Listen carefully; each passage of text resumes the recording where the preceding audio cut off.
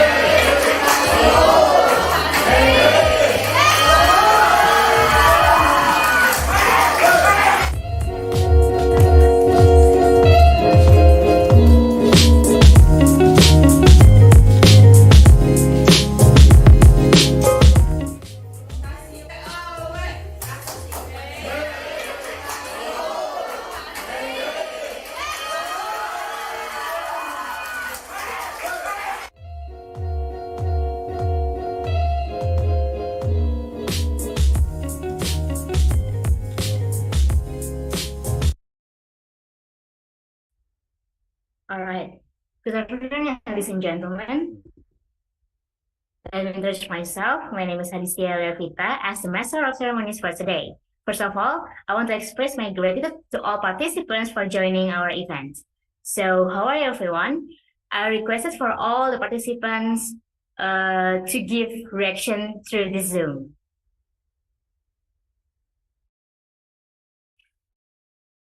Great.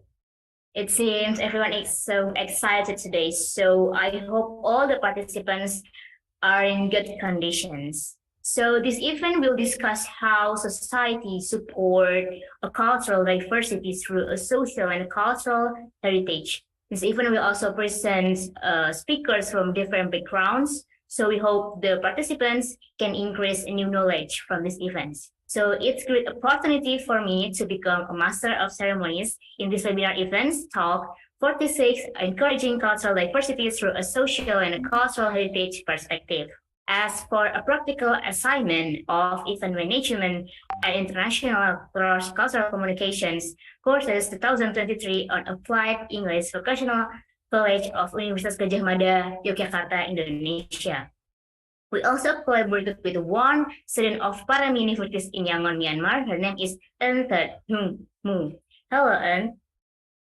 I would also like to express our gratitude towards UGM Center of Excellence in Culture and Tourism for collaborating with us, and also for Radio Komunitas Balai Budaya Minomartani and even Yogyakartans on Instagram for being our media partner and promoting our events in their social media. And moreover, I'd like to welcome the Secretary of Bachelor of Applied English Study Program, Ms. Nur Endah Nurgraini, and our lecture supervisor, Ms. Dewi Cahya Ambarwati. Hello, Ms. Inung and Ms. Dewi. Thank you for joining our event today. Then, I also like to welcome our honorable speakers and presenters. First is Professor Emily Jane Aujel, Harvard University Teaching Excellence Awardee and the author of The Gift of Rumi. Hello, welcome to our event, Professor. It's a pleasure to have you with us today. Then we have four presenters from Universitas Cendrawasih Jayapura, Papua, Indonesia, and also from Group 5 and Group 6 from International Cross-Cultural Communication Class Applied English Batch 2022. Thank you for being with us today. Before we enter the main sessions, please allow me to read our agendas. First agenda is opening and singing our national anthem Indonesia Raya. And the second is welcoming speech from the Secretary of Bachelor of Applied English Study Program, Ms. Nur Endah Nurgraini. And the third is documentation sessions, and then followed by the presentation session. And the last but not least, there's a closing and awarding sessions to our speakers and the presenters. And I also like to read some rules for this event. So please for all participants to take notes. So participants are requested to turn off the microphone during the presentation sessions. And participants are requested to not disturb and interrupt during the material presentations. Participants are allowed to ask questions during the Q&A session by raising your hand and writing on the chat box. And last, participants are expected to fill in the attendance and evaluations, and the link will be sent through the chat box by the operator. Now, let's sing our national anthem Indonesia Raya. Operator, the screen is yours.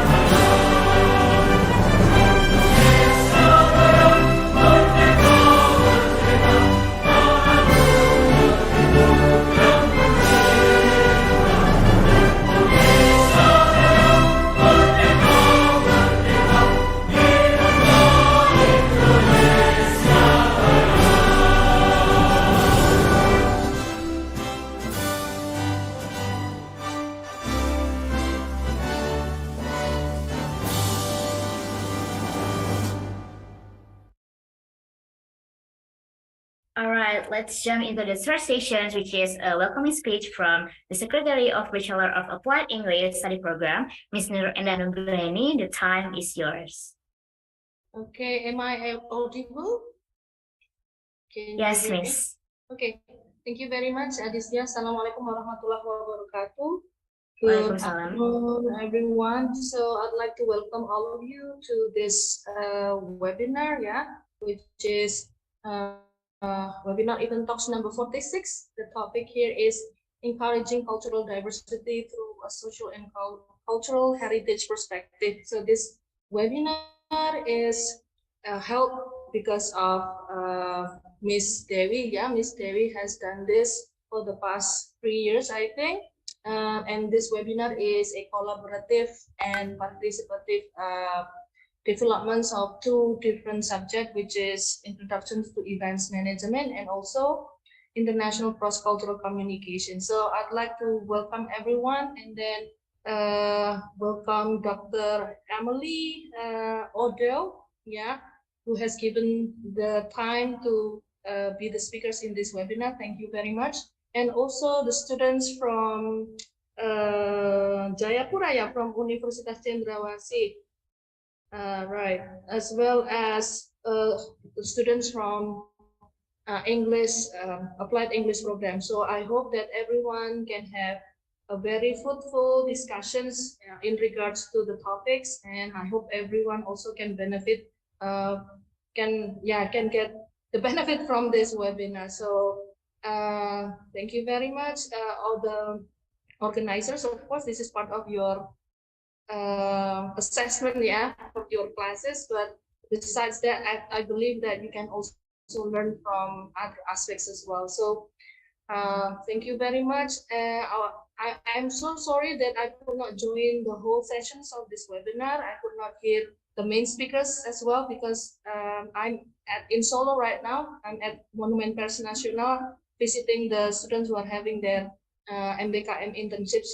So hopefully everyone can enjoy and then have a fruitful discussion through this webinar.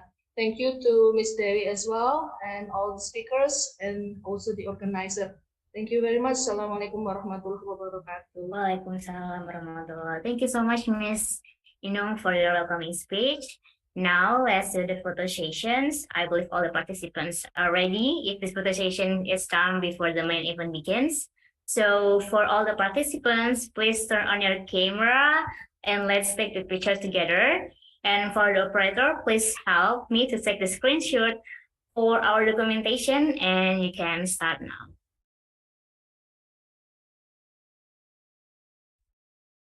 Okay, for all of you guys, I want you guys to turn on the camera because I would love to see your best smile. And maybe I'll gonna give you around 20 seconds to open your camera. Okay, come on guys. Maybe you can fix your hair or put a little bit makeup.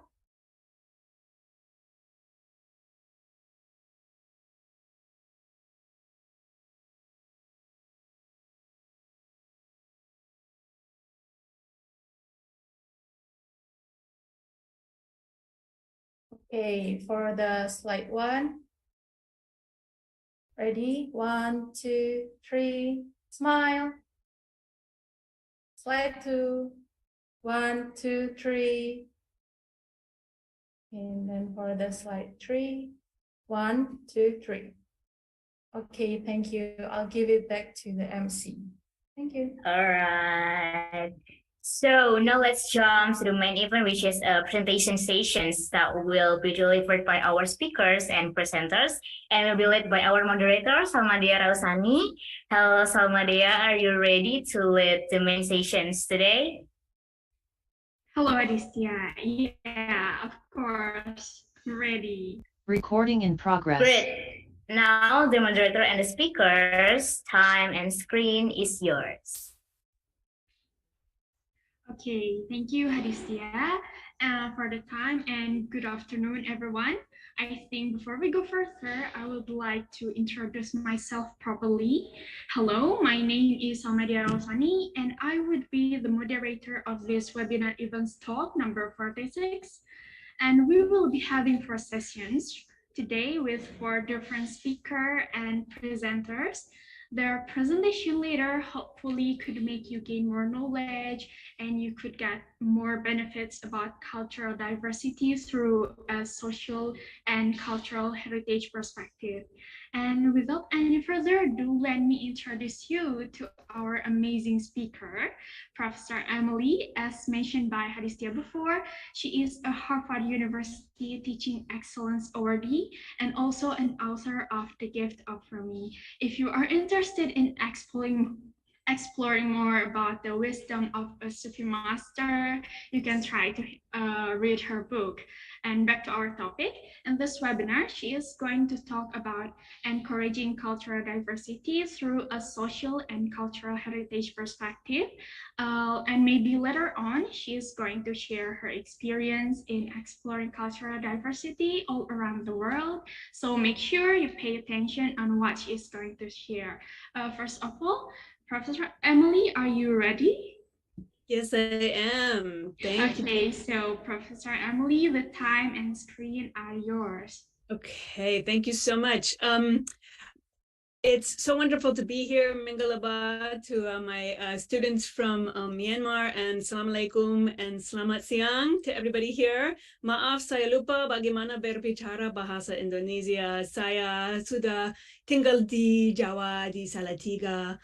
Saya main gamelan di Solo dengan Dalang Pak Purbo, dan guru saya, Master. Saya suka Indonesia dan bahasa Indonesia. Saya juga pergi ke Jogja dan sekarang hari ini saya ingin pergi ke Sumba. So I love Indonesia so much, and it's such I'm so grateful to be here. So I'll just share my screen. I wanted to give a little time to make sure. It says it's disabled. I can't share the screen. It's not letting me. It says host disabled participant screen sharing. Maybe the operator could enable it, please.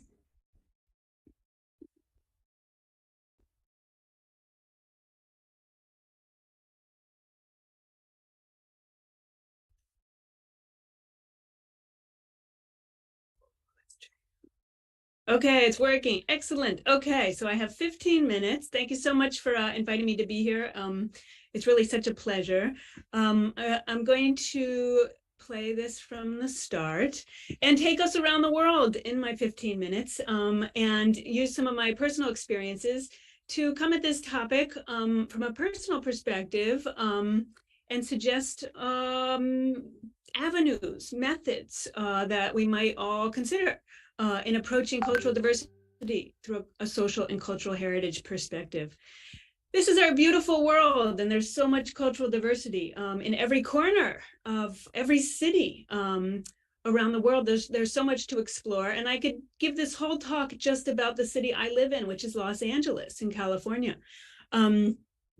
I'm going to take us all over the world, but I just want to point out, just here in Los Angeles in the past few months, I've had the chance to learn more about the Burmese community, Bhutanese community, many different African communities, Brazilian community, Chinese community, and I could give this whole talk just about the city I'm in, but I'm going to take us kind of to many different places. But human animals are very special in how much diversity we have, and I've been so honored to experience so many different cultures around the world. I'm going to begin here in Egypt, where I got to go as a student at Brown University. And I was working here at the Great Pyramids here in Giza. And I eventually became the chief epigrapher. So epigraphy is the art of copying inscriptions. And this is the Egyptian Museum here, where we would have returned objects from museums in Europe that had pieces of the tombs that we were actually recording. And so we were returning those. So this is a university project. It was a Cairo University and Brown University. That's really important to think of when we talk about cultural heritage, how we can cooperate across borders and countries. And so that's universities, but then also we involved here the museum. And that's about, repatriating objects, bringing objects back that are in Europe that belong in Egypt, and seeing the kind of diplomacy behind that. As a student was very formative. We also had students join us. And I think something really important to think about when we think about preserving cultural heritage is involving students and training students. So I was actually training Egyptian students in how to copy these inscriptions so that they could be inked and preserved and printed and published in books. And while I was there, I went to a performance of Whirling Dervishes, a mystical performance. And it turned out there was a dance a troupe right across the street from the house we were living. So I began studying that there. And then years later, that would become the book that you mentioned that I wrote, The Gift of Rumi. So I learned so much culturally, not just about the ancient world of ancient Egypt, but the modern world. And in fact, even this dance coming from the medieval world of Egypt, and so much diversity. And so I think those cooperations are really important for sharing cultural heritage as you're preserving cultural heritage. I had the chance to do similar in Sudan, which has been in the news a lot lately for terrible reasons. So I have no idea if these sites right now are being secured, but Sudan has more pyramids than Egypt. And you don't hear much about Sudan's cultural heritage. And that's why I wrote in process, because even the ancient language in Sudan, which is called Meroitic, hasn't been completely deciphered. So this is still kind of an ongoing excavation of their cultural heritage. And I'll just show you that just from doing archaeology here in Sudan, I'll show you what that kind of gave rise to. So I went there for archaeology, but in the process of being there, I actually ended up meeting the mentor of Malcolm X, who in 1959 brought Malcolm X to Sudan. This is a history that when I was being told it orally by friends and colleagues, this is not anything really anybody had published about. And then he and I retraced his route in Khartoum to even the house where Malcolm X was introduced to, like he was introducing to the fundamentals of Islam here on the Nile. And so I got to eventually write an article about this that was published and add that to the archive. So I went there for archaeology and that cultural diversity, but in that process, ended up with the help of Sudanese colleagues, excavating the cultural diversity, not just of Sudan, but also American history in Sudan at the same time. And these were our workmen on the site. And we went beyond the boundaries of our site to connect. And they brought me to all of these the dhikrs in the middle of the desert all night long, and shared with me their mystical Islamic practices. And that was really special. And this is then I give a talk of Malcolm X here at the American University of Beirut. So then it was connecting this cultural diversity and history in Sudan and centering it in Beirut and inviting diplomats, but as well the migrant workers here that I was teaching on a volunteer basis, teaching English. And these were migrant workers. And if you know, they're not treated very well in Lebanon. And they were forming a union. So then in that process, I wanted us to think about also like labor organizing as a way of learning about cultural diversity. And I learned, and that was Sudanese, Ethiopian workers, Indonesian workers, Filipino workers, and everybody kind of learning through labor organizing in Beirut, which was really interesting. I learned a lot.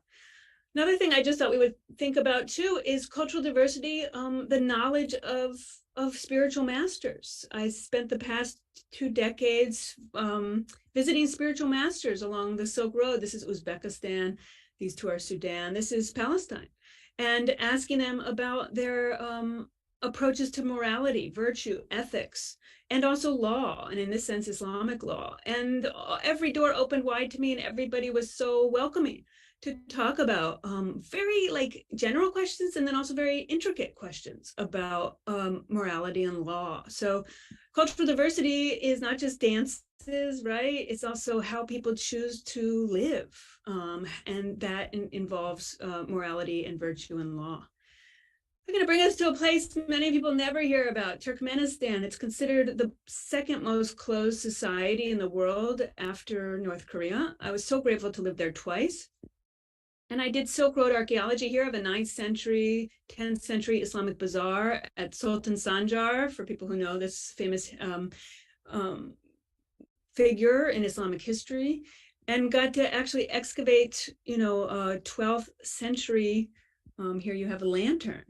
And we actually excavated the Mongol layer, which they destroyed the site in 1220. So we were being introduced to that Asian history in terms of East Asian history in Turkmenistan, and then getting to meet with the Turkmen pilgrims who were coming to the medieval shrines we were preserving along the Silk Road and doing different rituals of circumambulating, praying, and then researching that, and then asking them questions about that process, and looking at the Soviet history of them preserving these sites or not preserving these sites.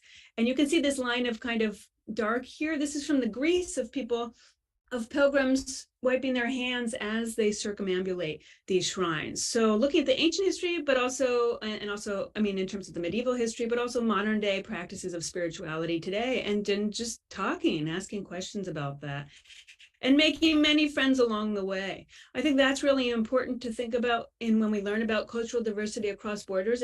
It's friendship as a vehicle for doing that and of sharing.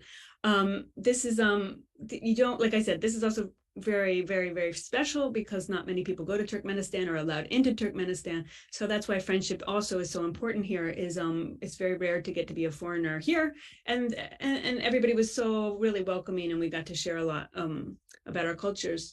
I want to bring up a little funny thing I did, but as an example, that I found this little yurt. So I lived in here for the summer, and this is just outside, but our archaeology team had people from Chechnya, from all over the world. And so I said, let's just come in the yurt and everybody bring a poem from like their culture, whatever. And then we just read our poems. So it's a very tiny, small scale kind of event, but really was profound for us, learning about each other's cultures through poetry. So writing, just sharing a poem can be so transformative and educational. Of course, these are some of my adventures related to Indonesia.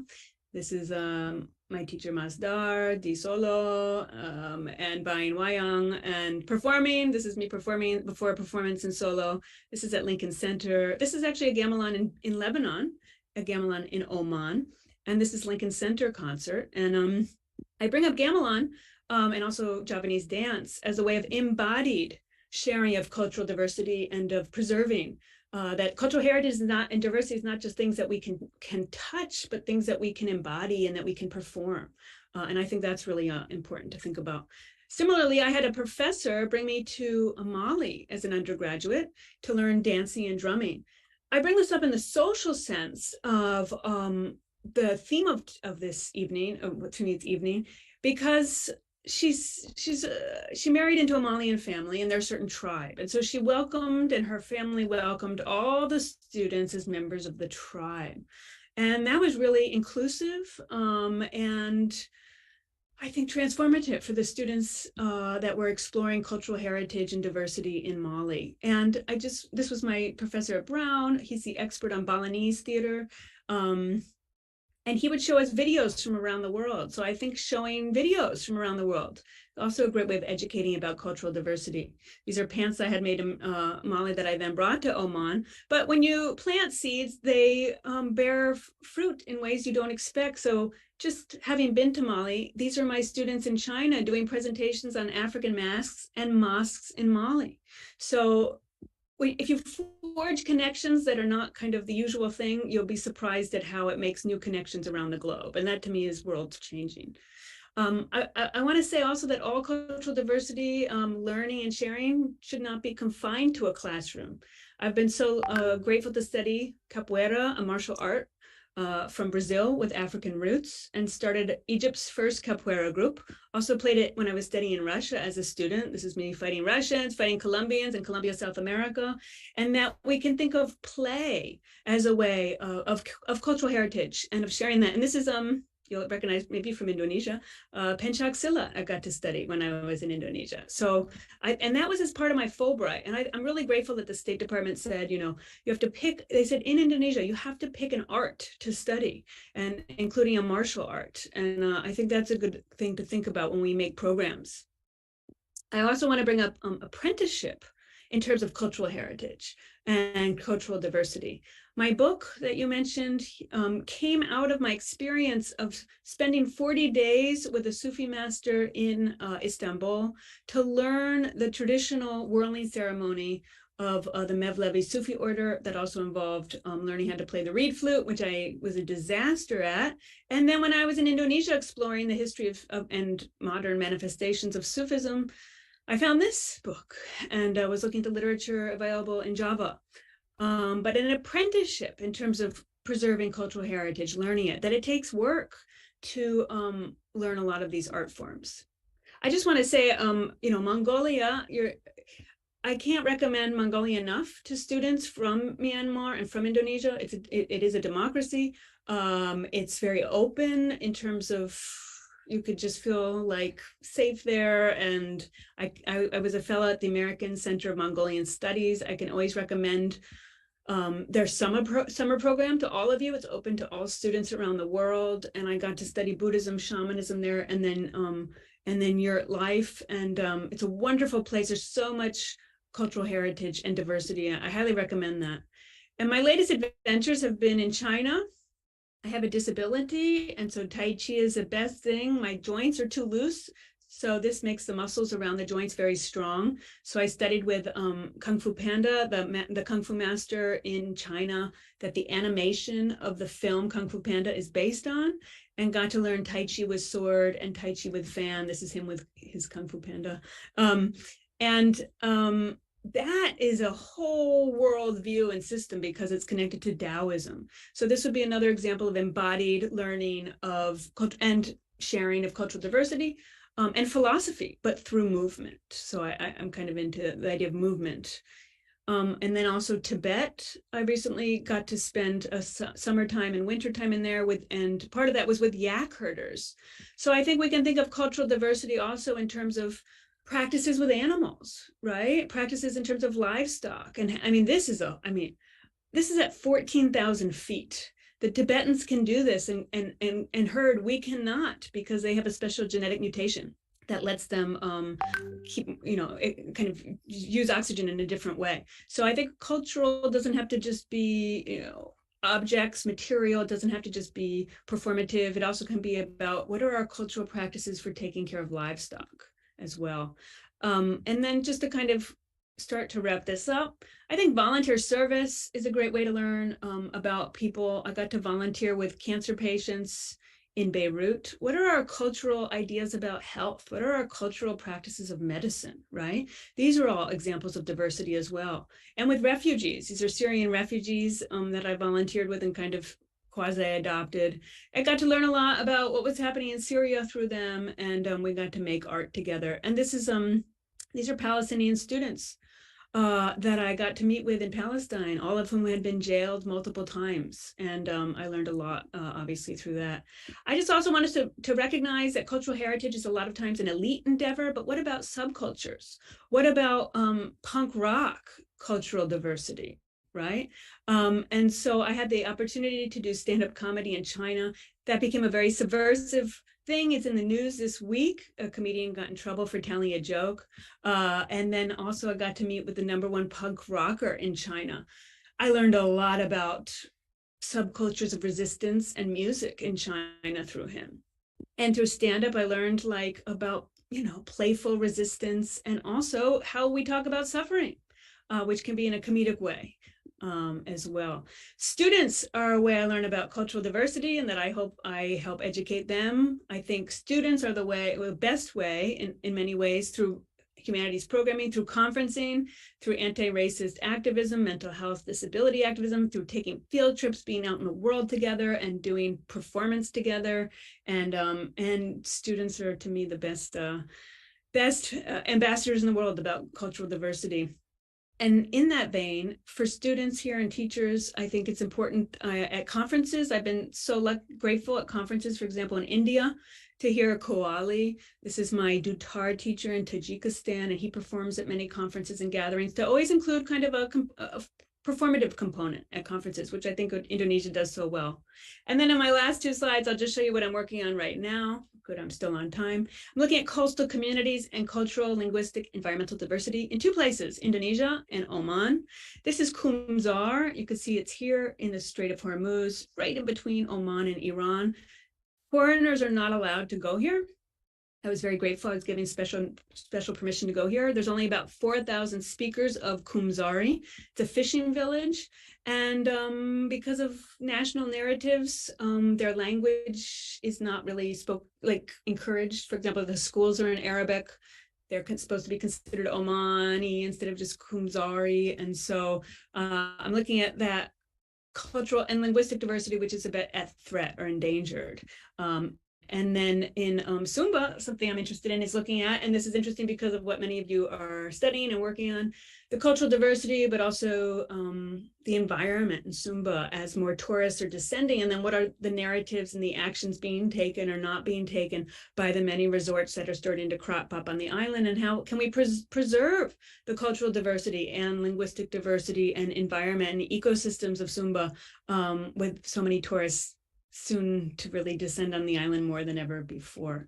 So I hope that was in some way related and enlightening to your discussions today. And thank you so much for inviting me. It's such a pleasure to be here. Thanks. Yay.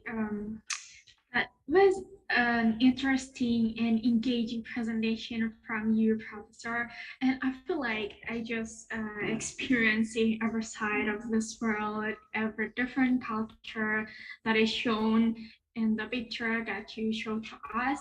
That is so amazing, and feel like exploring this world from your explanation as well. And by just listening to the explanation just now. Once again, thank you, Professor Emily, for the presentation.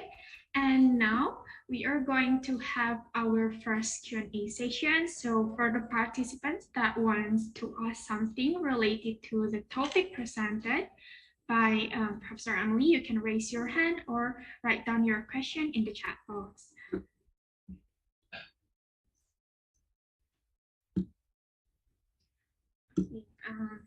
Maybe I want to ask first, Professor.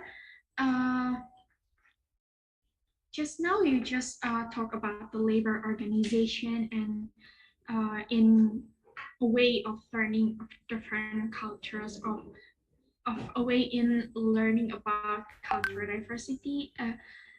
Because I think this is new for me. So why do you think that it is important to include the labor organization when learning about cultural diversity, or something? Yeah, thank you.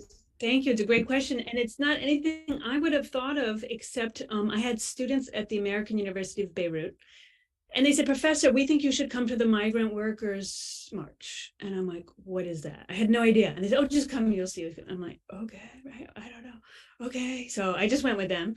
And it was many workers from Asia, from Africa, organized and marching for their rights, and introduced me to, oh my gosh, an aspect of Lebanese, culture, in a sense that I never, ever really would have found on my own if it weren't for my students. So that's what I mean is so important between the dialogue of a teacher and students. And that was like just one kernel that then, like, from that, my goodness, I went on to research, well, what is this? And why are these workers here? And why are their passports taken when they get here? And how do they get trafficked here? And what is the violence against them and the violence against women? And then can they get home to their country? And how are they exploited? And then through doing that, got to meet people from all different countries and learn about them, and then publish about that. And then eventually published an article in the Journal of Global Slavery, because I looked at the similar thing in Oman, where they cannot have anything. They're not allowed to even leave the houses. So there's not going to be a march. And if there was a march, it would be very serious, very bad consequences. So I think it's important to think about class in that sense. That's something I wasn't really kind of conscious of. My students made me aware of that. And in fact, when I was publishing on that, that's not something that other scholars were really doing. So I think in Western academia, there is a blind spot about class and about that cultural diversity tends to be about like elite pursuits and arts. But what about the migrant workers? What about those people? And then also what are their cultural practices? What is their, and like learning that through them as well, not just about their exploited status, but as human beings connecting and learning about Philippines, learning about Thailand. I got to learn about all kinds of cultural diversity through them. So I think that's kind of my answer, if that's helpful. Okay, thank you for the answer. So you might know about different perspective when you talk to a different side. I mean, the workers might have a different perspective from the tour guide or something, or the Okay, thank you. And now we have a question from D. I will read the question for you. Good afternoon. Thank you for the story, Professor. I would like to ask, do you find any challenges while you are doing this adventure, like the difficulty of understanding so many different cultures and how to make a good relationship with them? Thank you.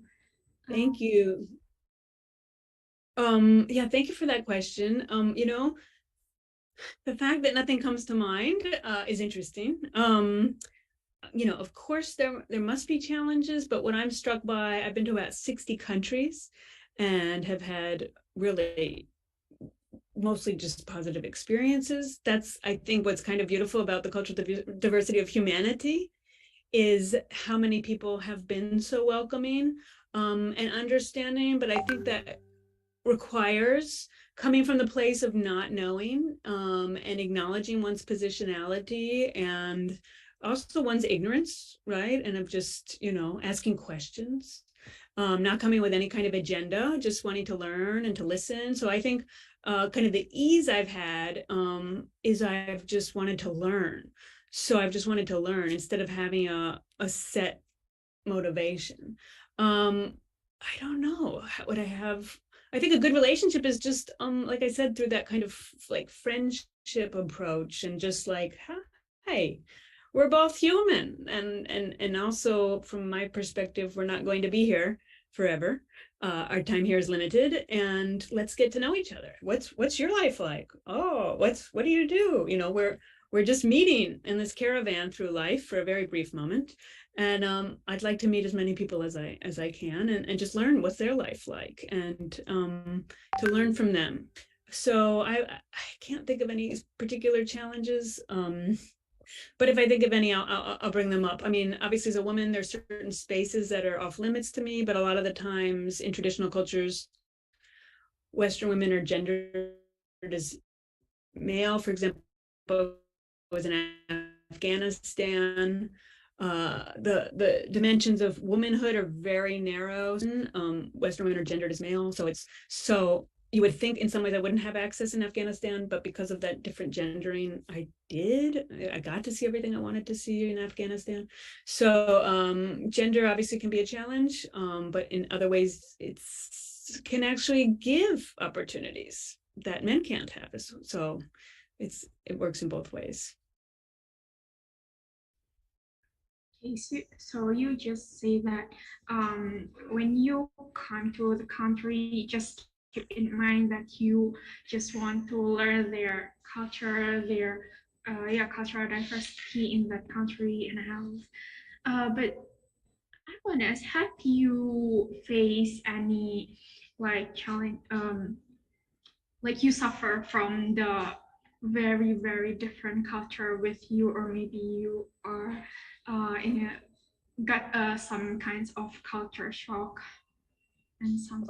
Oh, culture shock. Oh, that's interesting.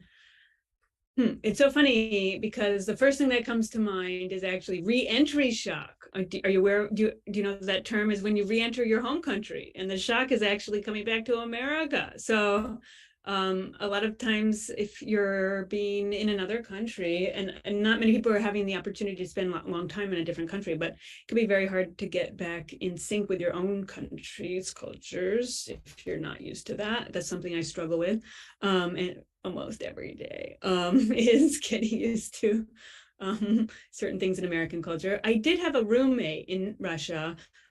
She went to pay at the grocery store, and you have to give at that time exact change, and she didn't have exact change. And the woman said, well, then you can't buy your groceries. She was buying like $60 worth of groceries, and she didn't have like one extra penny. And the woman said, then you can't take your groceries. So she came home, and I was doing my Russian homework, and she took all the water bottles and started throwing them at the wall, right, which happened to be right next to me. And she had a full-on attack of culture shock.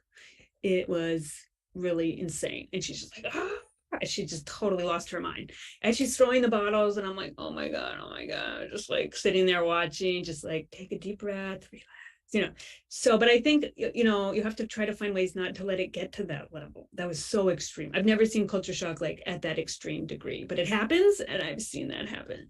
I think, maybe when that happens, it's good. She wanted to just be then around Americans. So there's like needing that cocoon of the familiar.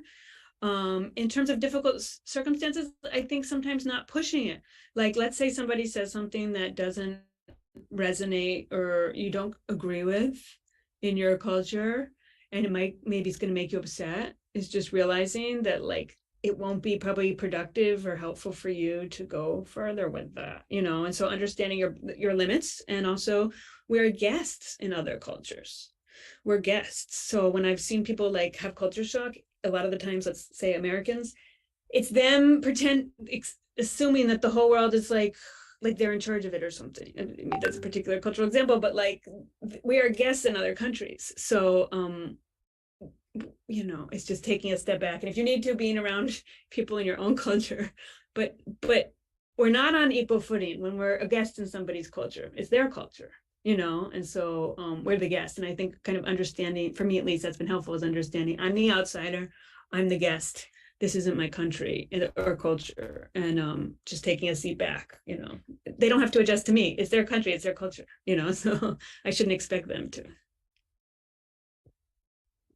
Okay, so we just need to adjust to their culture. Okay, and I think there is one more question from Melly. Oh, sorry for the pronunciation. Dear Professor, thank you for sharing your experience. I'm curious to what draws you back to LA. What makes LA home that you come back to every time? Oh, thank you. I'm new to LA. I've been out of America for about 10 years. I was in Lebanon, Oman, and China, and I've only came back like for 1 year to be Yale Law School, to be a fellow in Islamic law. So I lived here, and I thought, well, the sun is always shiny here, and they have the ocean, and that's all I need. And I brought back a little baby Chihuahua with me, and I didn't want to make him fly anymore all the way back home to New York. I'm from New York, but he was so tiny, and he flew through. He did Tibet, China, Korea, California. He was so young. I just thought, okay, we'll just stay here. So also because I do Tai Chi, I want to train on the beach in Tai Chi, and so LA has a beach that's very nice. And yeah, so it's new for me. So it's not, it's a new home, but highly recommend it. And very diverse, so many cultures. And also because it's close to Asia, it's like there's a lot of kind of cultural diversity that's different than in New York, for example. So that was also interesting coming back from Asia.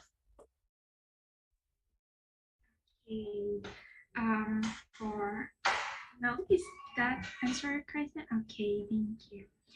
And I think if there's no more question, then that could mark for the first Q&A session. And thank you so much. Thank you so much, Professor Emily, for the presentation and all of the experience that you shared to us, the tips and tricks maybe, and all about the things that you share to us. I hope that could be that could affect us also, that learn about cultural diversity. Thank you, Professor. Thank you. Thank you.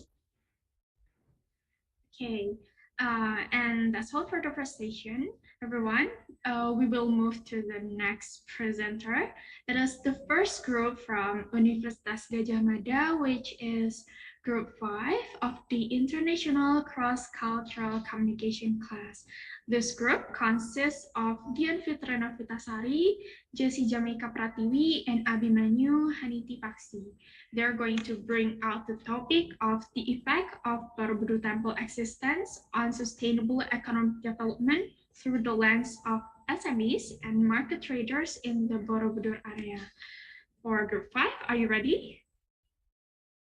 Okay, and so the time and screen are yours now.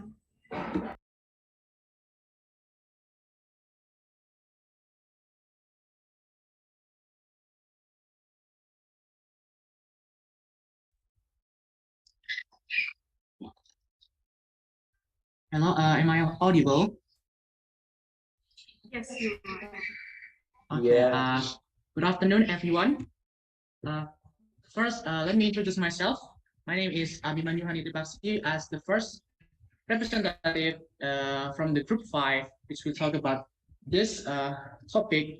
But before we go further about this topic, I would like to thank to our lecturer, Ms. Dewi Shahya Ambarwati, for giving this kind of opportunity, and also thanks to our guest speaker, Professor Emily Chen Odell, which already give sharing a huge experience of you after traveling around the world, which it's like giving a valuable lesson to us.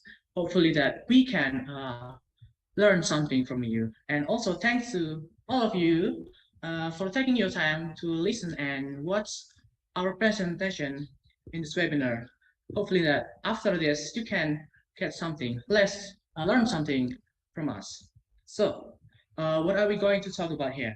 As you can see here in the title, that called The Effect of Borobudur Temple Existence on Sustainable Economic Development through the lens of SMEs and market trader in Borobudur area. So as you can see here there is a Borobudur temple, and then the area around it, and then there is also the traders who work there.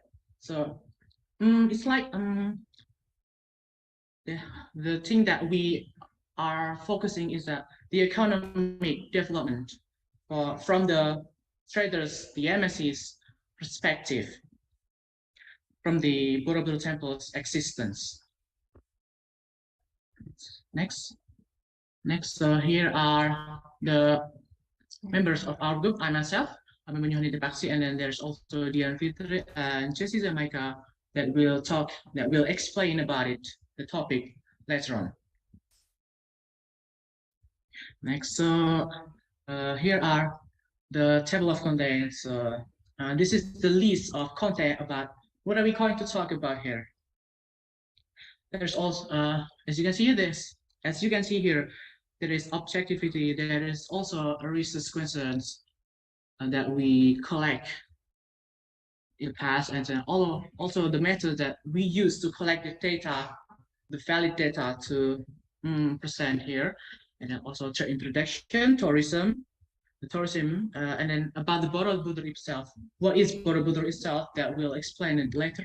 Then the result of our research, such as like the challenge that the traders face, the things that the traders expect, and also the impact of 2020 renovation changes to the SMEs and traders, whether it's feasible already or not. And then there's also strategies to solve problem, like how to increase the number of visitors in Borobudur Temple area. Also, there's also how to increase the traders' income, how to make the tourists feel comfortable when they go there. Then also to reduce the external threat in Borobudur Temple. And then so hopefully that this strategies can be a better future for everyone who's taking part in Borobudur's, like the government, the people who work there, the people who like run the business in there, and so on. And then the last one is conclusion. Next. So actually this is what are we going to talk about, the object.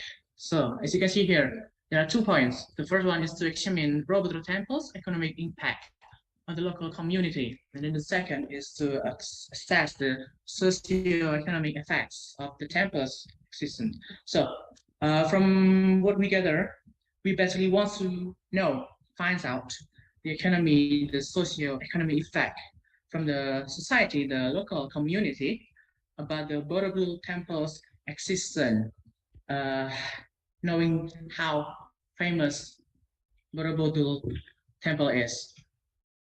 So next slide.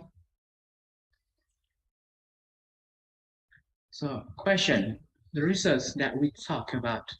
So how does the Borobudur Temple give the economic impact for the SMEs and market traders in the Borobudur area? How is it? Is it positive or is it negative? And then are they satisfied now with their daily monthly income, or do they still need to raise gain more money from what they done in the temple? And then the problem they face, but from the economic perspective, absolutely. I mean, like, what are the challenges that they face from the market traders and then the SMEs who work in the Borobudur temples? Next slide. So from the method that we collect, we use 3 method: observation, secondary interview, and then, as you can see, a literature review. So we observe to the SMEs, market traders in the area of the Borobudur itself, and then also we use a secondary interview by using the Google form to the SMEs, market traders, and SMEs association as well, which was delivered to our acquaintance who work there, and then they spread the form to the community, and then they will explain their experience, what the economic issue they feel in there. And then a last one, we also collect the data from the several sources, the journal, during our research, which also include the scholarly journal articles. Then next. So Indonesia, as one of the largest archipelago in the world, with thousands of islands located in the middle of the equator, this country has a variety of stunning attraction for tourists. And you can see here, it's including its natural setting, historical legacy, and cultural diversity. And when we talk about tourism, tourist attraction, a question: what is the first thing that comes to your mind when someone, let's just say, asks about Indonesia tourism? Perhaps some of you will say Bali, because you know how famous they are. But let's say there's a specific question like cultural heritage, the famous building that was built like years ago and still exists until now. And then Borobudur temples might come to your mind. Next.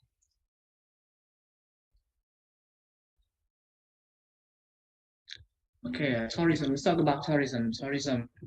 It's one of the worldwide fastest expanding business according to the World Tourism Organization. So, and then tourism in Indonesia itself. This country has a lot of various different tourism area, whether it comes from the modern era that was built in just the recent years or perhaps already exists built in the past.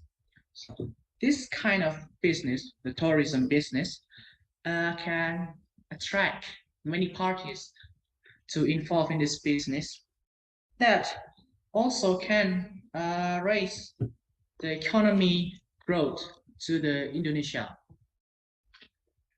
And then next one, last one about tourism.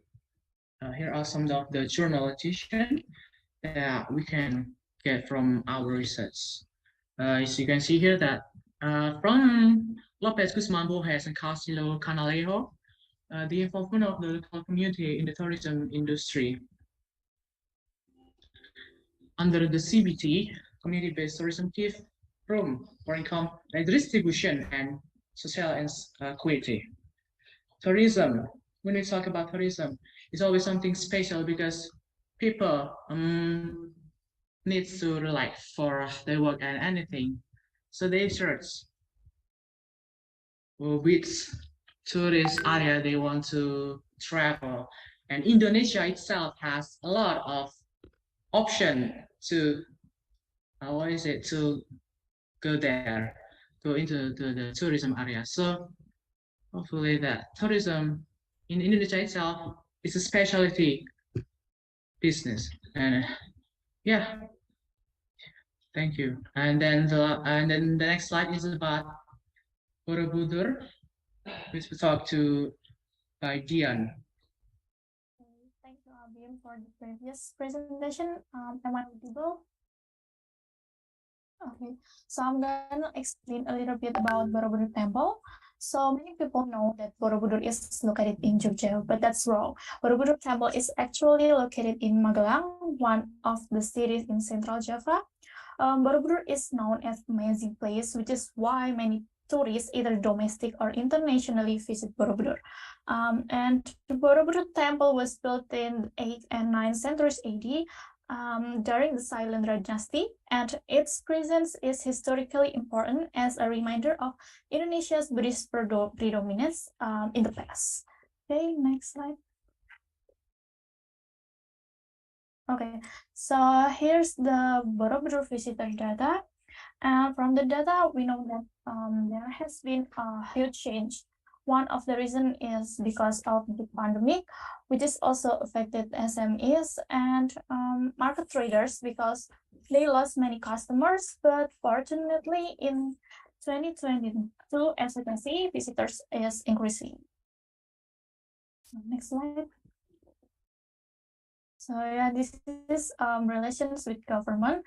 So there's several things that government has to do to develop Borobudur area. The first one is the government has built rural economic centers or Balai Ekonomi Desa or Balkondes in 20 villages surrounding Borobudur Temple. Balkondes alone is a social program launched by state-owned enterprise accommodated in their corporate social responsibility. And Balkondes used the concept of foresting and partnership with the government. So the partnerships such as partnership between local producers with the government in terms of management training, product marketing, financial assistance, and tourism promotion are developed to support the sustainability of Balkondes. And they also renovated the area in 2020, and they held a Car Free Day event to help a local community.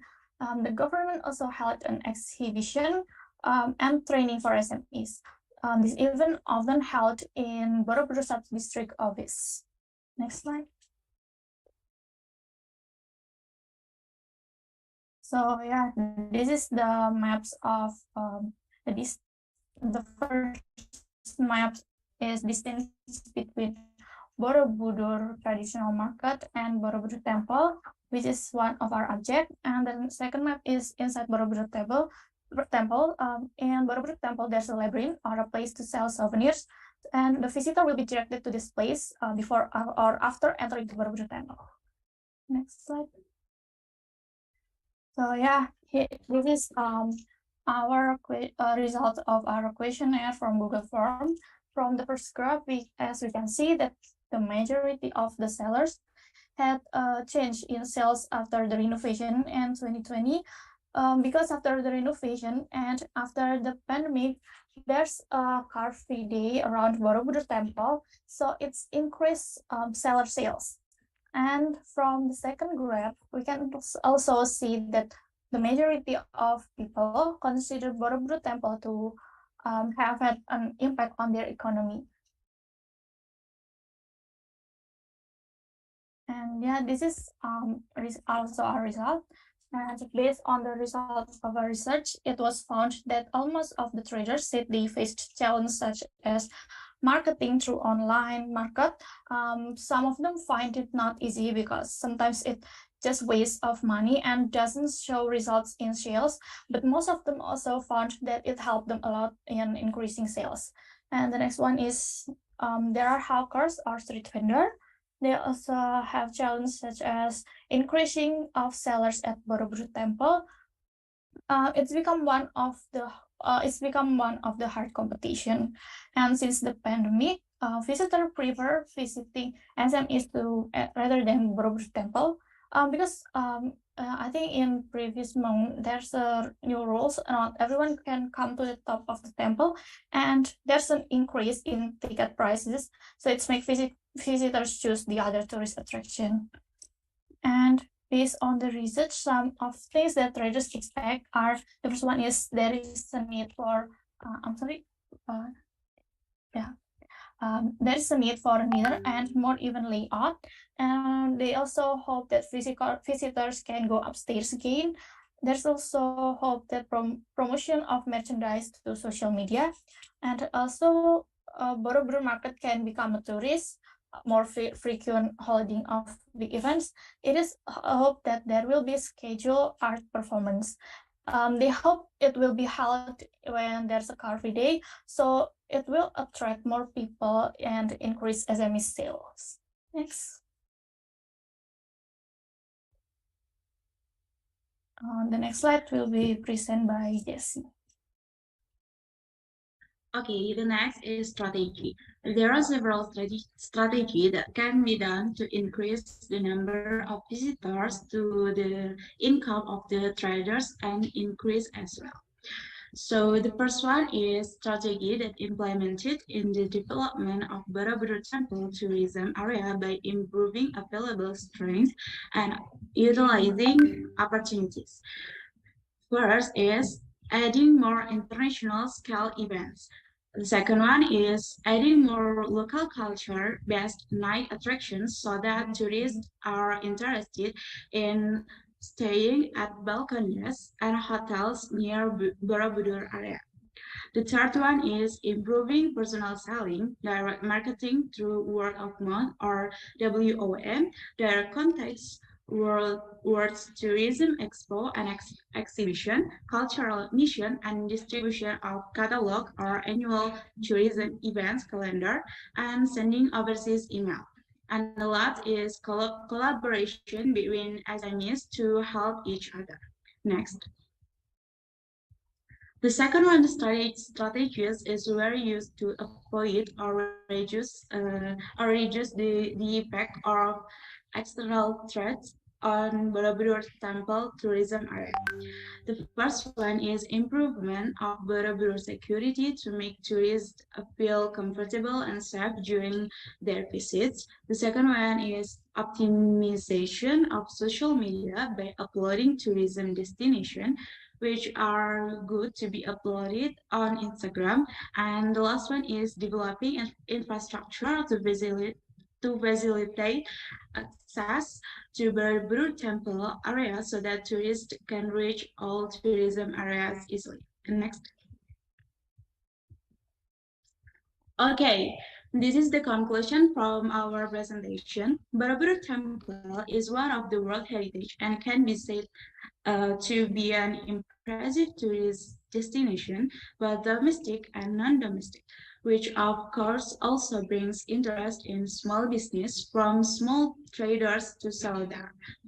The traders in the temple area do not rule out the possibility that there will be challenges as well as benefits with the attractiveness of the Borobudur temple itself. Then comes an expectation, the hope of the traders to overcome the problems they face and also for the Borobudur temple itself. The government itself provides assistance such as rural economy centers or balcondes. Plus, there are also strategies that are expected to improve, develop, and also strengthen security in the Borobudur temple tourism area. Next. Okay, this is some of documentation from our observation. The first picture is part of the market. The second is merchandise from SMEs in the labyrinth area. And the third one, top right picture, is the VW car rental area, which is located not far from the temple, and the last picture is also part of the market. Next. Okay, thank you everyone for your time and attention. Hopefully what we share can give you knowledge to all of you. Okay, thank you, Group 5. And so what I could catch from the presentation just now is that the attractiveness of Borobudur Temple brings out the socio-economic impact on the SMEs and market traders around Borobudur area. And however, since the pandemic comes, there are several changes and challenges that must be faced, of course. And now we will be having the second Q&A session for Group 5. So if there's any of you that wants to ask about the presentation from Group 5, you can raise your hand or write down the question in the chat box. But I think I want to ask first about maybe you already know about the recent news from Indonesia's finance minister, which is Sri Mulyani, about the entry fee to Borobudur Temple. It is said that the entry fee has been decided to be around 4,000 to 15,000 rupiahs per person starting in May 2023. I want to ask, is that this new decision from the government could also affect the SMEs and the market traders in Borobudur Temple as well? Group 5, you may answer the question.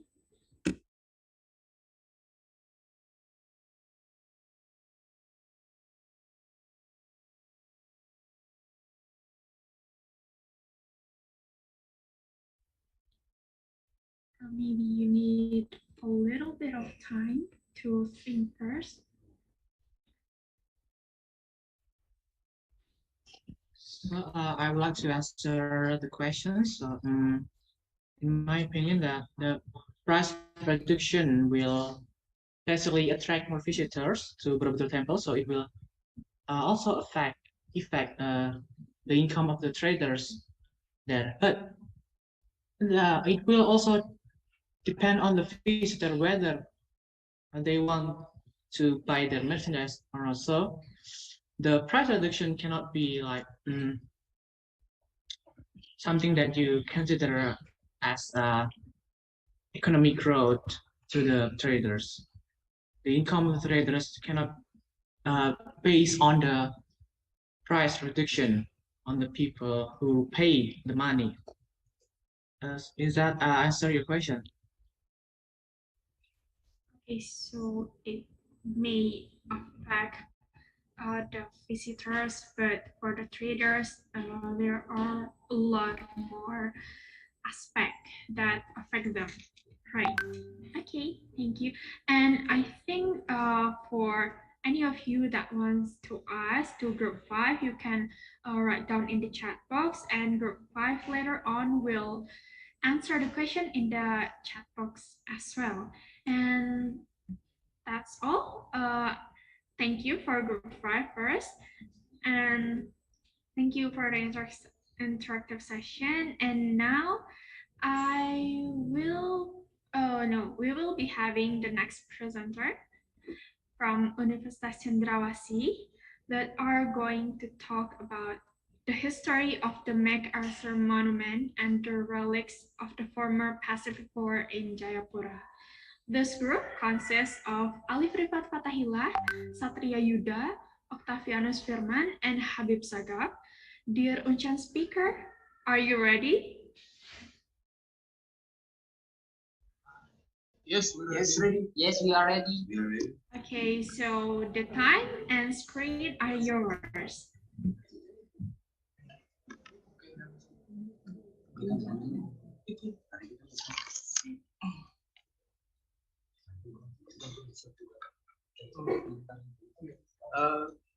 Good evening, everyone. In this presentation, we're going to present to you the history of the MacArthur Monument and the relics of the former Pacific War in Jayapura.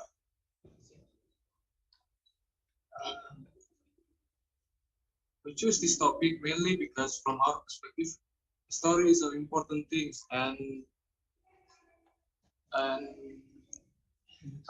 in Jayapura, there's a lot of relics that needs to be protected, that needs to be recognized, so the story will live on. And the story is about war. War is a frequent and occurring things in the world carried out by humans. The war that became the biggest historical story were World War II and World War I. The impact of relics of this great war are still left where the war took place. One of them are relics from the Pacific War that occurred during World War II, which remains in the city of Jayapura.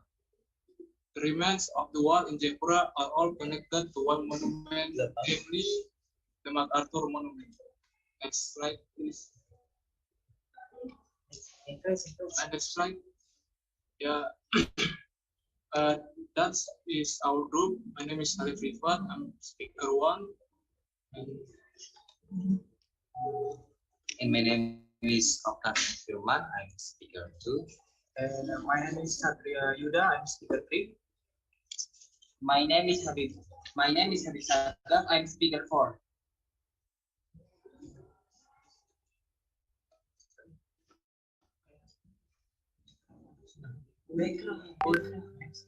Next slide, please. Next slide, please.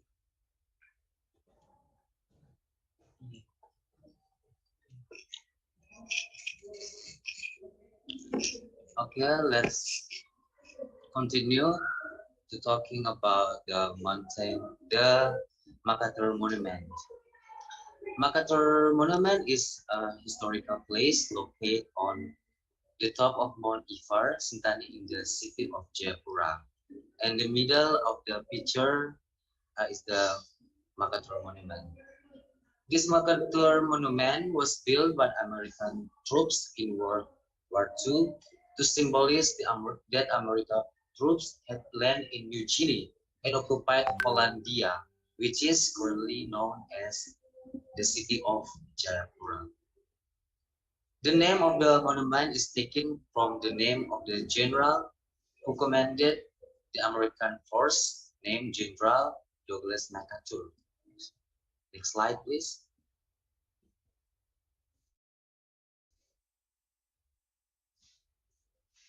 And this picture is General Douglas MacArthur was an American 5-star general and field marshal of the Philippines Army. He served as staff chief of the United States Army in the 1930s and made great contribution in the effort to fight the Empire of Japan in the Pacific Theater during World War II. He was awarded the Medal of Honor for his service during the Philippines military campaign, making him and his father, Arthur MacArthur, The first father and son were to receive the medal together. And then he is also one of the only 5 men to be granted the rank of Major General in the United States Army, and the only person ever appointed as Field Marshal in the Philippine Army.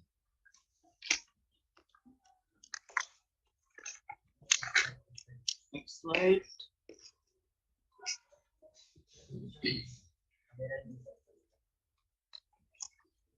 Okay, so now we are going to talk a little bit about the history of MacArthur Monument and the relics in Yabansai.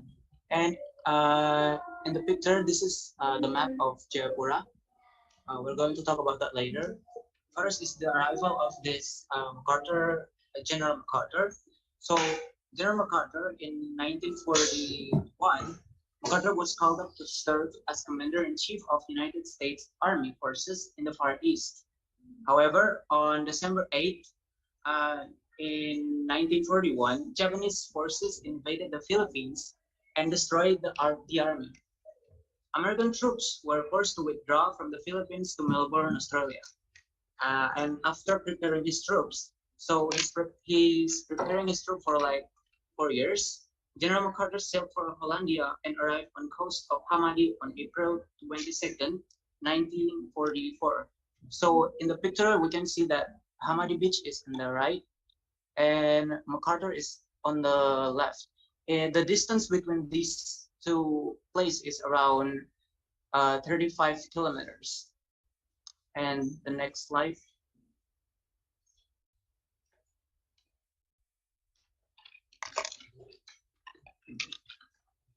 So here's the preparation.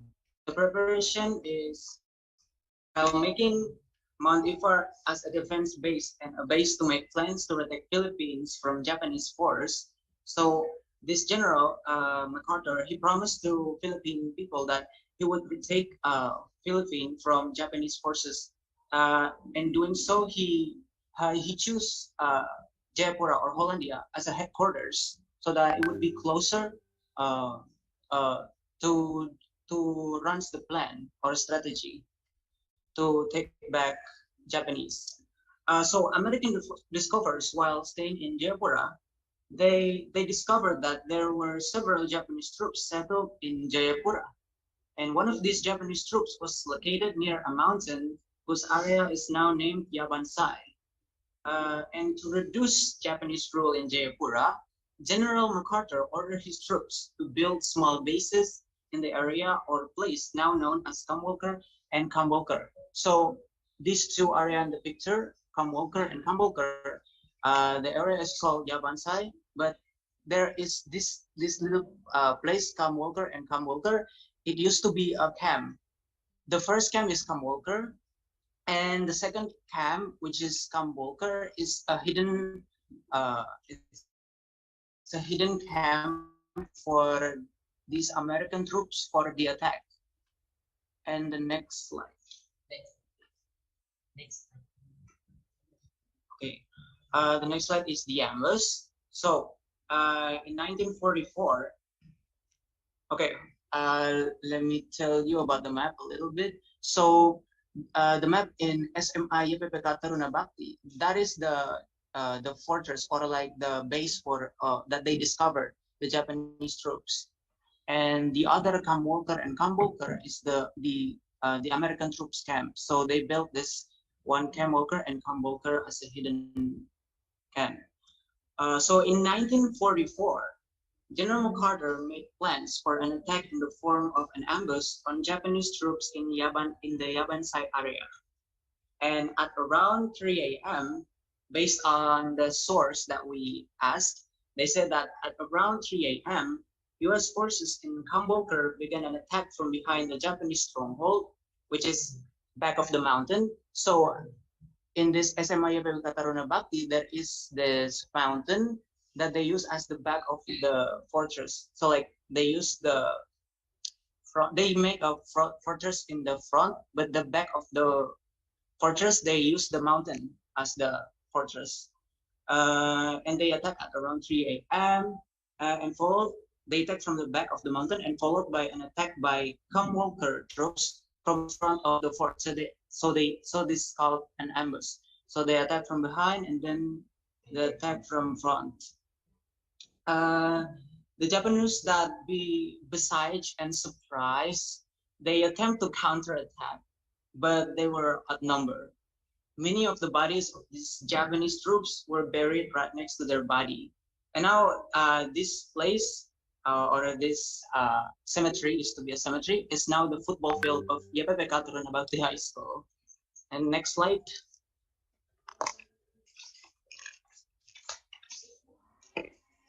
So yeah, this is the fortress right now, the condition. So it's hardly to see, but in the first left up picture, sorry, it's like a mound. It's like a mound of earth, so it's made out of earth. And then this is the field, the football field for SMA YPPK Tarunabakti. And in this, the one that we circle with like paint, it actually, I don't think you guys can see it, but like it has like a wire barb, It's, yeah, it used by the elders to put like a boundary. They put like a boundary so that the people know that this place is not just like a ground or like anything. This place is a historical building. It's like, yeah. And this, like the other picture is like it when we got there, it was raining, so it's like filled with water. So it's not a pool. It's like it used to be a building, but yeah. So the next slide.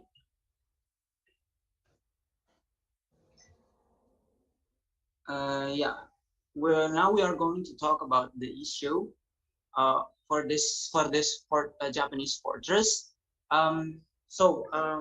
Many of us do not know about the existence of historical buildings. This Japanese fortress, honestly, we don't even know. In the first, we find out we don't know anything about this place. But when we get there, we see that this is actually a historical buildings. So it's kind of surprising that not many people don't know about this place. This ignorance makes the condition of the building unmaintained. And we think that government awareness is very important because they can provide like a regulation and boundaries so that historical buildings can be preserved and maintained by the community. For example, based on the source that we asked, he said that in 2008, according to one of the source that we still live in there, the building was once raised by the community. So they raised the building, and it become like the remnants of the building is gone. There's only like a ground, and preservation is very important. We think that preservation is very important because the relics of these historical buildings are almost extinct from surrounding community. So and there are several reasons why we think that preservation is very important. Like preservation is very important, but I think this is the basic.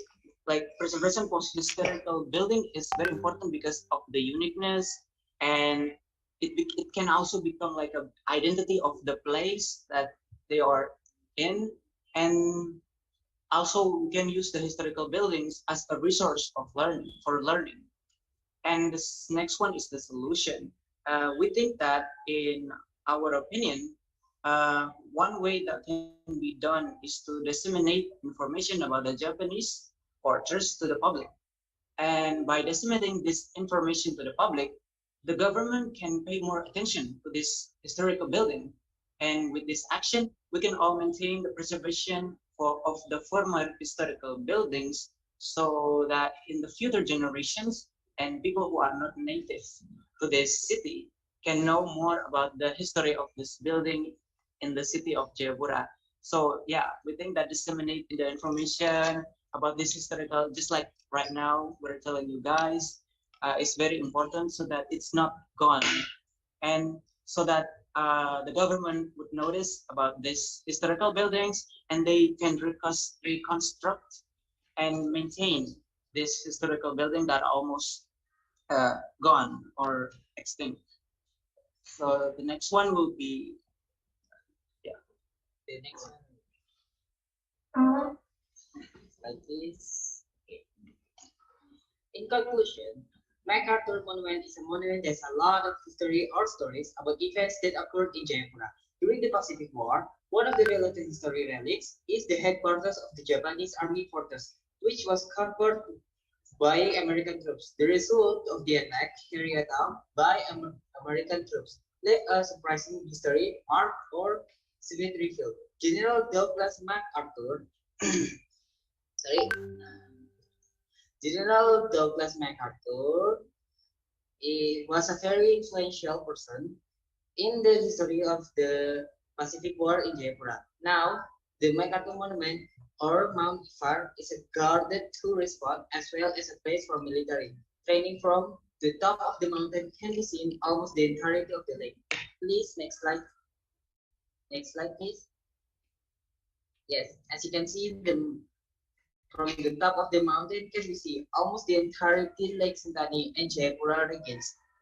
From the left of it, from the left is Lake Sentani, and the Jayapura Regency is on the right side from the mountain. Visitors who want to see the MacArthur Monument must leave their ID or guard the station first and bring the permit to be allowed to enter. If you don't bring the entry permit or the ID, they will not allow you to go in the MacArthur Monument. Maybe that's all for today. Thank you for sticking around to the end. We and our research team apologize profusely for our wrong information and lack of research. Thank you for your stay. Wassalamualaikum warahmatullahi wabarakatuh. Om Swastiastu, salam kebajikan. Salam Dan salam sejahtera untuk kita semua. Thank you for the attention. Thank you for the attention.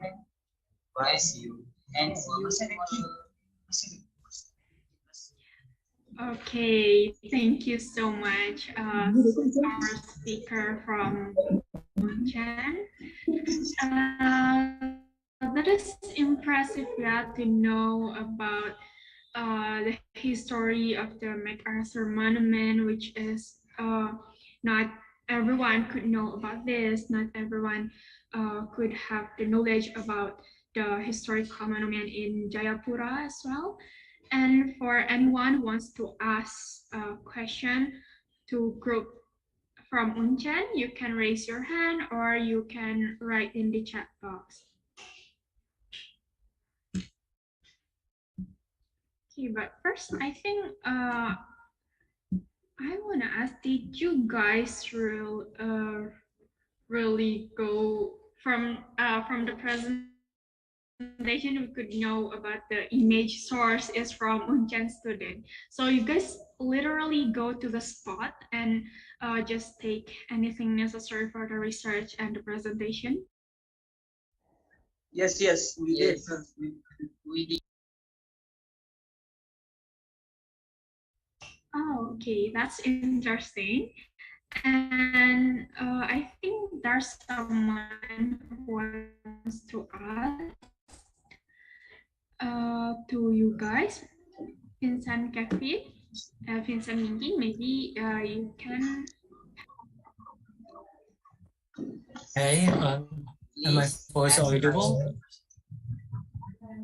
Yes. Yeah, Yes, I can hear first of you. all, I would like to say that this is a really interesting topic, and especially considering that in Indonesia, people probably don't know General MacArthur as good as people in, like, just say America or Philippines. But it's really interesting that you guys point out the impact and also the importance of spreading the information regarding this monument and General MacArthur in general. So I would like to know how actually the realizations of the information spreading that you guys are planning to do. the realization spreading information? Well, we want to spreading for the information of this religion because these monumental or the fortress Japanese fortress are very deliberate or very unknown from all Jaipura people here. So when we talk to the elders around, we we noticed there was a Japanese fortress around Yabebeka Dharmabakti. So we just go straight to there and ask for it, ask where the exact location for it. They said it was a cave. It was something that a cave from it, but no, it was a mountain, a small mountain. The Japanese dug to build a base there, to build a base or fortress headquarters. So the General MacArthur noticed one of the General MacArthur scout noticed it, and we straight to it. Yeah, there's a risk to it because it was raining. It was raining, and the ground are very wet. Our shoes covered by mud. We must go on because this is our research. This is our research. We want to go it. We want to share it to the people that don't know about this monument. I would like to add a little. So the realization of this spread information, I think this webinar is one of our realization, so that the people that not from here or like around this that watch like right now streaming and watching us our presentation, they would know about this fortress. And then the other realization or like that what we would do, I think like we would try to spread this around for Taruna YPPK Taruna SMA YPPK Taruna Bakti, and that is that's the realization of spreading the information.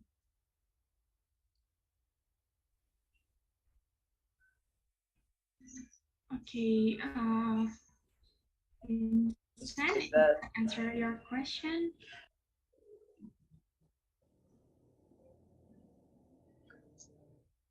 Is there any question?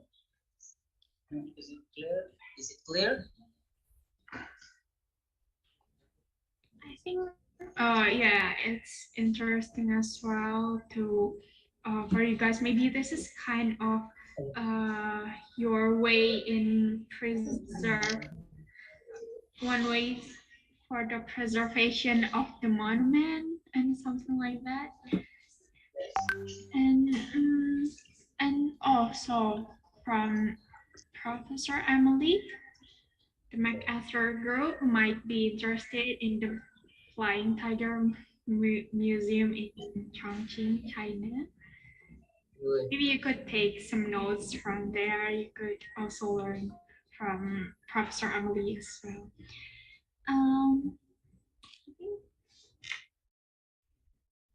Yeah. Oh yeah. Is there any other monument or maybe remarkable monument in Jaipura that you also want to share to us here, maybe?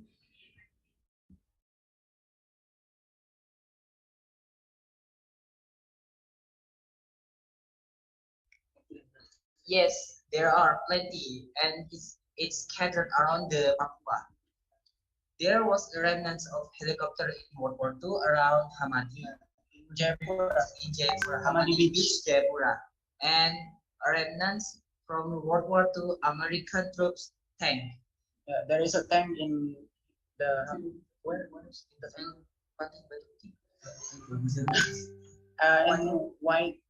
In white beach. Yes. It's in Jaipura also. It's also in Jaipura. Yeah. The remnants is usually is the preservation because it's been rotten by time and sea and tight sea. So it's not very preserved, but the body is still intact. So from community there, pull it from inside the ocean and and place it near the beach.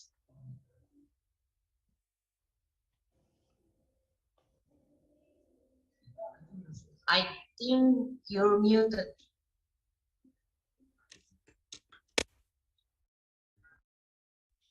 So sorry. Okay. So as also in Jayapura, maybe since you guys based in Jayapura, yeah, the monument that you guys mentioned overall are from Jayapura as well. So I think yeah, that's kind of the new insight as well for us. And if there's no other question from the participants, or maybe if there's any question later, you guys could answer it in the chat box as well. Okay, so thank you from Unchen. And now we will also move to the next session. So last but not least, this group. Let me introduce this group first to you about our last presenter, which is the second group from Universitas Gadjah Mada, which is group 6 of the International Cross-Cultural Communication class. This group consists of Kintara Amalia, Rahma Kamila, and Jovita Kusuma Maharani. They are going to bring out the topic of Keraton, the role of Keraton in the Yogyakarta cosmological axis. Group 6, are you ready? Yes. Okay, so without any further ado, Group 6, the time and screen are yours.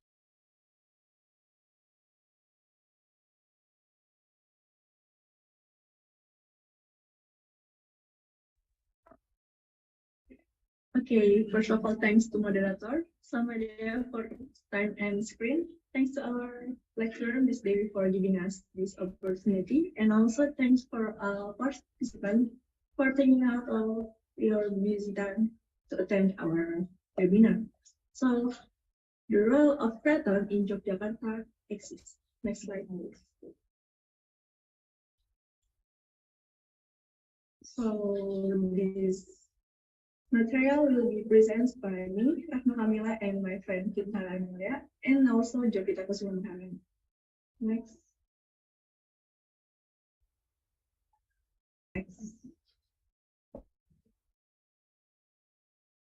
So, the purpose of this webinar is to explore the significance of the palace within the cosmological axis of Yogyakarta.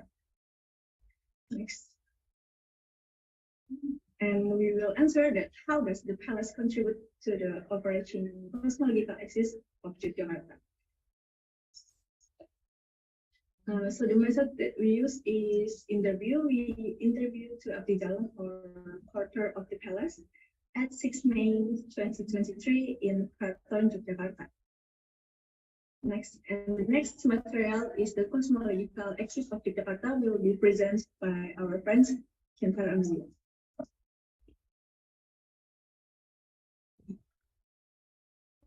Okay, so here I will explain about the cosmological axis of Yogyakarta.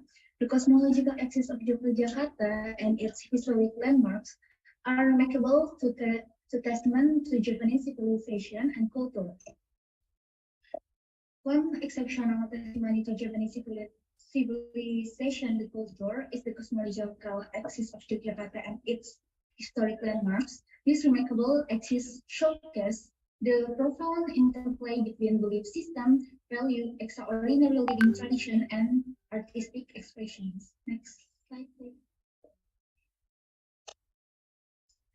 One of the key elements of Yogyakarta's heritage is the cosmological axis, a series of landmarks strategically positioned along a north-south alignment spanning 6 kilometers. These landmarks are not randomly placed, but are intrinsically designed to manifest Japanese philosophical concept of human existence in physical form. They symbolize the cycle of life.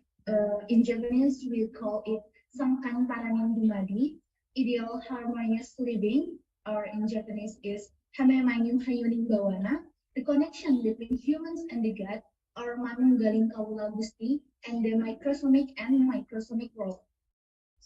The nominated properties for heritage recognition include the Kraton area and other notable landmarks such as monument, building, and space situated along the south-north axis. These landmarks are spatially interconnected, reflecting their shared design principle, participation in traditional rituals, and the traditional management system of the Kesultanan Jogja Hadiningrat. Next, please. Next. The next slide. Presently, the cosmological axis has garnered international recognition and is currently being highlighted as a nominee of inclusion in the SM UNESCO World Heritage List. This SM axis comprises of total of 12 historical landmarks, each contributing to its unique significance and universal value. The next slide, please. The cosmological axis of Yogyakarta consists of Tugu Monument, Northern Cosmological Axis, Kepatihan Complex, Dinharjo Market, Inner Complex of the Palace, and Eastward Complex, or we call it Kraton, Great Muskew Complex Kanggungan Dalam, Northern Square, Outer Walls Gates, Fortification Benteng, and then Southern Square, Southern Cosmological Axis, and Panggung Kaplet Monument and Taman Sari Royal Garden. Next slide, please. As we seen, the Kraton is one of the attributes of the cosmological axis of Yogyakarta. Here I will explain the role of the Kraton Yogyakarta in the cosmological of Yogyakarta. The Yogyakarta Palace or Kraton Ngayogyakarta Hadiningrat is located on Ratowijayan Street, block number 1, Panembahan, Kraton District, Yogyakarta City. How Kraton was established? Kraton Yogyakarta Hadiningrat or Kraton Yogyakarta was founded by Sri Sultan Hamengkubuwono I a few months after the Guarani Agreement in 1755. The location of the palace is said to be a former village called Garijiwati. In the book 1956 book, we call Panitia Peringatan Kota Yogyakarta 200 Tahun, it was stated that on Thursday, March 13, 1775, Sultan Hamengkubuwono I proclaimed that half of Mataram he controlled was named Ngayogyakarta Hadiningrat and had its capital in Ngayogyakarta. Before living in Kraton, Sultan Hamengkubuwono I lived in Pesanggrahan Ambar Ketawang. Pesanggrahan was used to the rest of footage of Mataram kings, Kartasura and Surakarta, who were buried in Wonogiri, which is now part of Yamping District, Sleman Regency. On October 7, 1755, Sri Sultan Hamengkubuwono I and his family began to occupy the palace. The move from Ambar Ketawang to Ngayogyakarta Hadiningrat Palace is marked by the Chandra Sangkala Mengat Dwinaga Rasa Tunggal, which is engraved the Danon Ranteng Kelir Bataguna Hambunan in the Regal Kemangganan and Regal Gading Mati. And for the next slides, it will present by my friend Fatma. All right, let's move to the Kraton. In the term of physical structure, the Palace of Sultan Yogyakarta has 7 course area. Dari Siti Hinggilor, Pemandungan Lor, Sri Manganti, Kedaton, Magangan, Kemadangan, Pemandungan Kidul, and Siti Hinggil Kidul. Next. So the first area is Siti Hinggilor. Siti Hinggil is a separate area because it used for Jumanengan Sultan procession and Nios Sinekawa Sultan at Garabek ceremony. The ceremony is held 3 times during a year, which is Garabek Mulut, Garabek Besar, and Garabek Sawal. And the second area is Kemandungan Lor. Continuity Ward in the center of the yard is the main building in this area. In the past, until 1812, this ward was used to educate the penalty cases with the Sultan himself presiding over the court. Another version say it's in its era it was used to hear all cases related to the royal family, but for today, this word was used to traditional events such as Garbek and Muspatan. Next. The next area is Sri Manganti. This area, on the west side of the area, there is Sri Manganti Ward, which is in its days it was used to place. It was used as a place to receive important royal guests, but now this location are placed several palace treasure in the form of gamelan musical instruments. In addition, it also functions for organizing palace tourism events. And on the east side, there is Trajumas Ward. Trajumas Ward was used for place for royal official when accompanying the Sultan in welcoming guests. But for now, this place is used for place several treasure, including palanquins, ornamental tables, and also gamelan. Next. And the next area is Kedaton. The Kedaton area is the core of entire palace. The courtyard is mostly shaded by tall kecik trees, and the area can be split at least 3 area quarters. The first section is Kedaton Court. In this court, there is Prabeksa. In Prabeksa, standing with the Mujane or the yellow house. This group is for Sultan Hamengkubuwono private office. And the next court is Keputren. Keputren is the residence of the queen and concubines. And the last section is Kesatrian. The Kesatrian in its era was used for residence, used as a residence for the kings and married sons, but for now, the Kesatrian is used for venue tourism events. And next area is Kemadangan. In the past, the Kemadangan area was used for reception of trainees, official interns, training and examination, as well as the royal pluralists of the interns. Now, Kemadangan Ward, located in the center of the large courtyard, is used for a venue for the bridal song ceremony. The set of puppets so that marks completion of the entire ritual procession in the floor.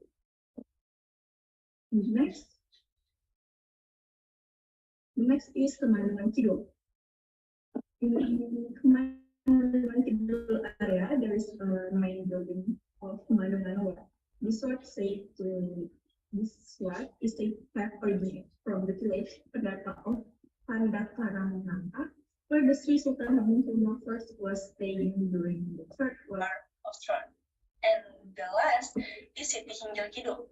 Siti Hinggil Kidul was used in the past by Sultan to watch the palace soldiers who were rehearsing the Garbek ceremony, a place to watch men fighting with tiger, and practice female soldier, or we can call it Langan Kusumo. But for today, Siti Hinggil Kidul is used for public performance, especially for wayang kulit, exhibition, and etc. And next is we will talking about culture and ceremony that we will be presented by our friend.